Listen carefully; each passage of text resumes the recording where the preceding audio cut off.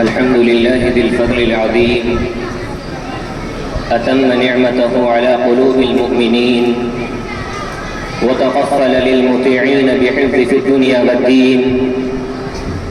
وعلى آله وصحبه أجمعين. أما بعد،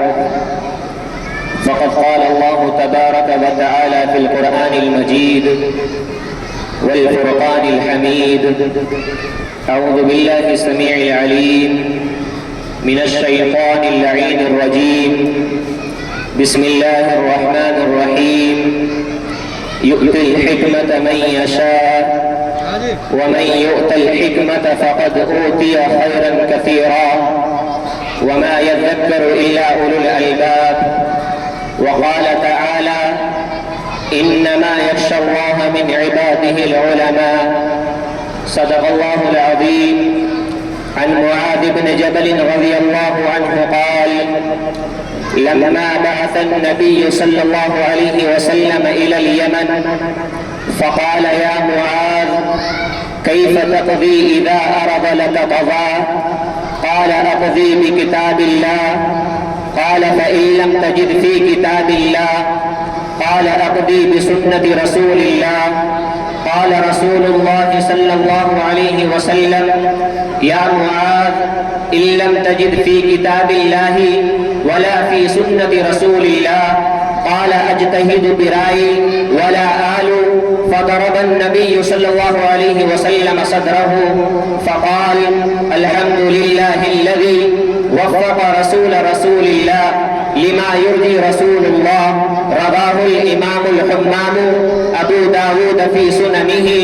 اللهم صل على محمد وعلى آل محمد كما صليت على إبراهيم وعلى آل إبراهيم إنك حميد مجيد. خزاں کے موسم میں جب بھی ہم نے بہار لانے کی کوششیں کی، خزاں کے موسم میں جب بھی ہم نے بہار لانے کی کوششیں کی تو تھے صدا بجلیوں کی زد میں ہمارے ہی آشیاں لوگوں. جلا کے ہم کشتیاں چلے تھے، نہ مڑ کے دیکھا تھا ہم نے پیچھے کہ سوئے منزل روا دوا تھے ہمارے ہی کارواں لوگوں. ہمیں تو جنت کی نعمتوں کی طلب تھی ہر دم، اسی لیے تو لبھا نہ پائی کبھی بھی ہم کو جہاں کی رنگینیاں لوگوں. سروں کی فصلیں اگر کٹائی، یہ مال و زر بھی اگر لٹایا، ہمارا مقصد تھا اس زمین پر نفاذ حکم قرآن لوگوں. عدو دی سے جو دو بدو تھے ہم ہی تھے وہ نوجوان لوگوں. نہ آنچ آنے دی ہم نے دی پر تھی دی کہ ہم پاس پائے لوگوں. محترم معزز سامعین کرام، قابل دی قدر انتہائی لائق ادب و احترام میرے عزیز استاد محترم، جامعہ عربیہ اظہار العلوم میں میرے ساتھ زیر تعلیم میرے غیور طالب علم ساتھیوں، اس پاک رب کا بے حد کرم و احسان ہے، فضل ہے، شکر ہے، جس نے مجھ خاکسار کو آج کی اس پر نور اور بارونق محفل میں آپ حضرات کے سامنے لب کشائی کرنے کی سعادت حاصل فرمائی. میرے دوستوں، رب کریم نے قرآن کریم میں رسول کریم پر یہ آیت نازل فرما دی کہ انما یخشی اللہ من عبادہ العلماء، کہ اگر بہترین طریقے سے کسی کے دل میں اللہ رب العزت کا خوف دیکھنا چاہتے ہو تو وہ اس امت کے علماء ہیں، اس امت کے فقہاء ہیں، اس امت کے فضلاء ہیں، اس امت کے اولیاء اتقیاء اصفیاء ہیں. میرے دوستو،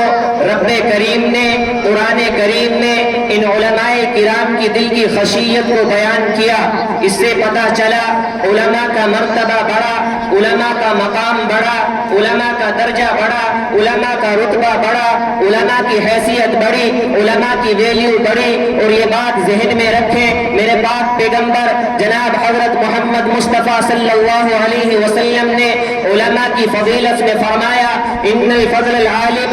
علی العابد کفضل علی ادناکم. حضرت امام احمد رحمہ اللہ نے اس روایت کو اپنی کتاب مسند احمد میں جگہ دی. اللہ کے رسول صلی اللہ علیہ وسلم نے فرمایا لوگوں جیسے میں صحابہ میں موجود ہوں میرا رتبہ صحابہ سے بڑا صحابہ کا رتبہ مجھ سے چھوٹا اسی طرح میرے بعد امت کا کوئی عالم امت میں موجود ہو اس عالم کا مرتبہ غیر عالم کے اوپر ایسے ہی بڑا ہوگا جیسے امت کا نبی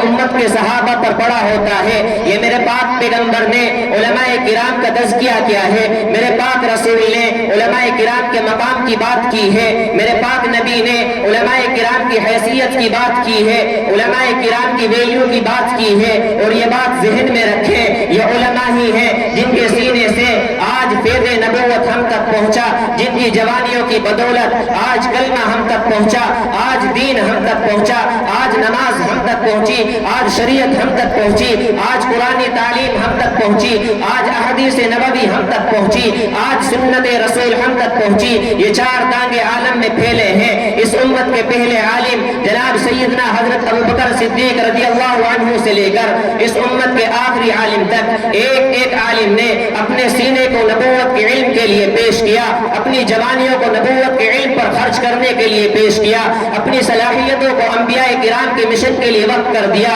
کیونکہ میرے پاک پیغمبر کے دل کی خواہش تھی کہ قرآن کریم جلد نازل ہو اس کے لیے علماء کرام نے اپنے سینے پیش کیے طلباء نظام نے اپنے سینے پیش کیے آپ کہیں گے وہ خواہش کیا تھی قرآن کریم کھولیے پارہ نمبر 29 کھولیے سورۃ القیامہ کھولیے سورت کا پہلا رکوع کھولیے رب کریم نے قرآن کریم میں رسول کریم کے دل کی خواہش کو بیان کیا پھر اپنے جواب کو ذکر کیا وہ خواہش کیا تھی وہ جواب کیا تھا توجہ رکھنا میں آپ کے سامنے اس آیت کو عوامی لہجے میں پیش کرنے لگا ہوں جس میں خواہش مصطفیٰ ہے جواب خدا ہے وہ تھا کیا حضور پاک صلی اللہ علیہ وسلم کے دل اقدس کی خواہش تھی کہ قرآن کریم جلد نازل ہو قرآن کریم جلد آئے تاکہ اگلے لوگوں تک پہنچے اگلی نسلوں تک پہنچے اگلی قوموں تک پہنچے تو اس کی ترتیب رسول کریم صلی اللہ علیہ وسلم نے یہ سوچی جبریل امین آتے وہی لاتے وہ پڑھتے ابھی حضور پاک اس کے ختم کا انتظار نہ کرتے ابھی حضور پاک اس کے اینڈ کا انتظار نہ کرتے حضور پاک بھی ساتھ ساتھ پڑھنا شروع کر دیتے تو رب کریم نے اوپر سے آیت نازل فرمایا محبوبم لا تحرک به لسانک یہ کام مت کریں جبریل کو پڑھنے دیں وہ پڑھے تو آپ پھر پڑھیں وہ پڑھ چکے تو آپ تک پڑھیں اس کے دوران نہ پڑھیں اب سوال پیدا ہوتا ہے کہ حضور پاک تعجیل کے لیے کام کر رہے تھے لجی کے لیے کام کر رہے تھے بیس لیس نہیں تھا بے بنیاد نہیں تھا بے مقصد نہیں تھا وجہ کی بنیاد پر تھا اس کی وجہ تھی کہ حضور پاک صلی اللہ علیہ وسلم کے دل اقدس کی خواہش تھی کہ قرآن کریم جلد نازل ہو اگلے لوگوں تک پہنچے دین جلد محفوظ ہو اگلی نسلوں تک پہنچے تو اللہ تبارک و تعالی نے اس سوال کا جواب بھی اسی آیت میں نازل فرما دیا فرمایا لتعجل بی محبوبم ہمیں آپ کے کام کی وجہ پتا ہے ہمیں آپ کے عمل کی بنیاد پتا ہے ہمیں آپ کے مقصد کی بنا پتا ہے محبوبم آپ یہ نہ سمجھیں کہ آپ بے مقصد کر رہے ہیں آپ یہ نہ سمجھیں کہ آپ بے وجہ کر رہے ہیں لتعجل بی ہمیں آپ کے تعجیل کی وجہ پتا ہے لیکن آپ ڈریے نہیں آپ خوف نہ رکھیے آپ پریشان مت ہوئیے آپ فکر نہ رکھیے آپ کو یہ فکر ذہن میں سوار نہیں کرنی چاہیے کہ دین آگے کیسے پہنچے گا کلمہ آگے کیسے پہنچے گا شریعت آگے کیسے پہنچے گی نماز آگے کیسے پہنچے گی قرآن تعلیم آگے کیسے پہنچے گی احادیث نبوی آگے کیسے پہنچے گی سنت رسول آگے کیسے پہنچے گی محبوبم تسلی ان علینا جمعہ و قرآن فاذا قرأناه فاتبع قرآن محبوبم آپ کو فکر کرنے کی کوئی ضرورت نہیں ہے کیونکہ قرآن اللہ نے نازل کیا اس کو پڑھوائے گا بھی اللہ قرآن اللہ کی کتاب ہے اس کو سنوائے گا بھی اللہ قرآن اللہ نے بھیجا ہے اس کو پڑھانے سنانے بتانے سمجھانے کے لیے بھی سینے بھی رب پروائیڈ کرے گا زبانیں بھی رب انتخاب کرے گا بس آپ بھول جائیے آپ کا کام ہے فَإِذَا قَرَأْنَاهُ جب ہمارا جبریل پڑھ لے فَاتَّبِعْ قُرْآنَ آپ تک پڑھیں میرے دوستو یہ آیت جس میں خواہش مصطفیٰ ہے جواب خدا ہے رب نے فیصلہ فرما دیا کہ محبوبم قرآن آپ پر نازل ہوا